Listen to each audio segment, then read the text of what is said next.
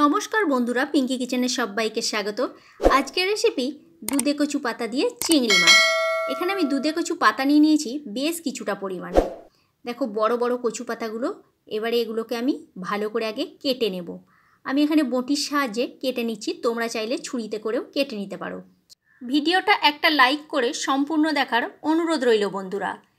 দেখো কচু পাতার যে শিরগুলো হয় সেই শিরগুলোকে সমস্ত কিন্তু আমি ফেলে দিচ্ছি। ফেলে দিয়ে শুধু পাতাগুলোকে নিচ্ছি। নিয়ে পাতাগুলোকে এবার কুচি করে নেব। যেভাবে আমি কচু পাতাগুলো কাটছি সেইভাবেই কিন্তু কাটবে। যদি একটু শির থেকে যায় তাহলে কিন্তু চুলকোবে বা গলা ধরে যাবে, সেই জন্য এইভাবে করতে হবে।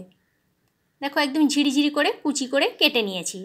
বাকি সমস্ত যে কচু পাতাগুলো আছে সেইগুলো আমি একইভাবে কেটে নেব। কেটে নিয়ে সবার শেষে তোমাদেরকে আমি দেখিয়ে দিচ্ছি। বন্ধুরা, এর আগেও তোমাদেরকে আমি দুধে কচু পাতা বাটা রেসিপি দেখিয়েছি। আজকে এটা বেটে নয়, আজকে একটু অন্যভাবে রান্না করছি। দেখো সমস্ত কচু পাতাগুলো আমার এখানে কুচি করা হয়ে গেছে। আর শিরগুলোকে কিভাবে বাদ দিয়েছি দেখতেই পেলে। এবারে গ্যাসের মধ্যে একটা কড়াই বসিয়ে দিচ্ছি। কড়াইয়ের মধ্যে দিয়ে দিচ্ছি বেশ কিছুটা পরিমাণে জল। জলের মধ্যে দিয়ে দিচ্ছি একটুখানি তেঁতুল। তেঁতুলকে খুব ভালো করে জলটার মধ্যে আমি মিশিয়ে নিচ্ছি।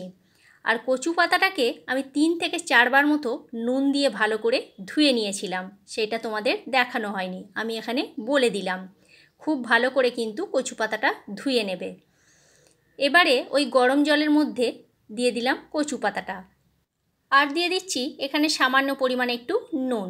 নুনটা দিয়ে খুব ভালো করে মিশিয়ে নিচ্ছি। নুনটা দিলে কি হবে, নোংরা জলটা বা জার্মটা নষ্ট হয়ে যাবে। এবার একটা ঢাকনা দিয়ে ঢেকে দিচ্ছি এটাকে কিছুক্ষণের জন্য। ততক্ষণ একটা মশলা তৈরি করে নেব। একটা মিক্সির বাটি নিয়ে নিয়েছি। মিক্সির বাটির মধ্যে দিয়ে দিচ্ছি 1 চামচ মতো কালো সর্ষে, 1 চামচ সাদা সর্ষে, আর দিয়ে দিচ্ছি 1 চামচ মতো পোস্ত। দিয়ে দিলাম বেশ কিছুটা পরিমাণে নারকেল আর গোটা 4 কাঁচা লঙ্কা। ঝালটা তোমরা তোমাদের স্বাদ অনুসারে দেবে। আমি এখানে আমার স্বাদ অনুসারে দিলাম। আর সামান্য পরিমাণে একটু নুন দিয়ে এটাকে একটা মিহি পেস্ট বানিয়ে নেব। কচু পাতাটা যেটা আমি ভাপতে দিয়েছিলাম, কচু পাতাটা আমার ভাপানো হয়ে গেছে। একটা ছিদ্রযুক্ত থালার মধ্যে আমি পাতাটাকে ঢেলে দিয়েছি। দিয়ে খুব ভালো করে হাত দিয়ে চেপে চেপে জলটাকে বের করে দিচ্ছি। দেখো নোংরা জলটা কতটা পরিমাণে বেরিয়েছে। একদম শুকনো করে হাত দিয়ে চেপে নিয়েছি। এবারে ওই কড়াইটাই ধুয়ে আবারও বসিয়ে দিয়েছি। কড়াইয়ের মধ্যে দিয়ে দিলাম বেশ কিছুটা পরিমাণে সরিষার তেল। চিংড়ি মাছটা নুন আর হলুদ আগে থেকে আমি মাখিয়ে রেখেছিলাম। চিংড়ি মাছটাকে এবারে আমি ভেজে নিচ্ছি। খুব বেশি কিন্তু চিংড়ি মাছ এখানে ভাজবো না, হালকা করে নাড়াচাড়া করে চিংড়ি মাছটাকে আমি ভেজে নিচ্ছি। চিংড়ি মাছটা দিলে এর স্বাদটা আরও বেড়ে যায়, সেই জন্যই চিংড়ি মাছটা এখানে আমি দিয়েছি। তোমরা চাইলে চিংড়ি মাছটা এখানে বাদ দিয়েও করতে পারো, ভালোই লাগবে। চিংড়ি মাছটা ভাজা হয়ে গেছে, তুলে নিলাম। এবার ওই কড়াইয়ের মধ্যে আরও বেশ কিছুটা পরিমাণে সরিষার তেল দিয়ে দিয়েছি। তেলের মধ্যে দিয়ে দিলাম 1 চামচ মতো কালো জিরে। কালো জিরেটা ভেজে নেওয়ার পর দিয়ে দিচ্ছি যে মিহি পেস্টটা বানিয়ে রেখেছিলাম, সেই পেস্টটা তেলের মধ্যে দিয়ে দিলাম। দিয়ে খুব ভালো করে এবার কষিয়ে নিতে হবে। রেসিপিটা ভালো লেগে থাকলে আমার চ্যানেলটা সাবস্ক্রাইব করার অনুরোধ রইল।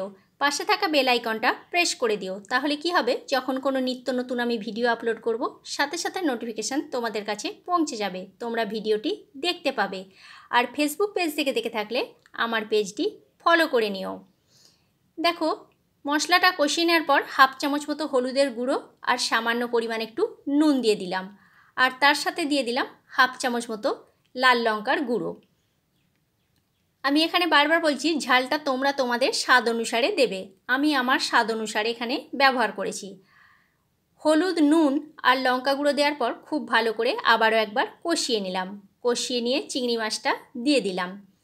চিংড়ি মাছ আর কচু পাতাটা দিয়ে এবারে খুব ভালো করে 3 থেকে 4 মিনিটের জন্য নাড়াচাড়া করে ভেজে নিতে হবে, একদম শুকনো শুকনো মতো। আর এই কচু পাতাটা একটু তেল তেল টাইপের হবে।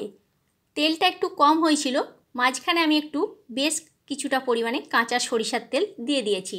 কাঁচা সরিষার তেল দিয়ে খুব ভালো করে এবার এটা শুকনো শুকনো করে ভেজে নেব। বন্ধুরা, এটা গরম ভাতের সাথে অপূর্ব খেতে লাগে।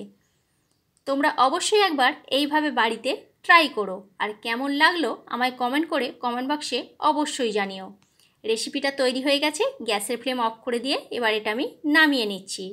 ভালো লাগলে একটা শেয়ার করে দিও। শেষ পর্যন্ত দেখার জন্য ধন্যবাদ।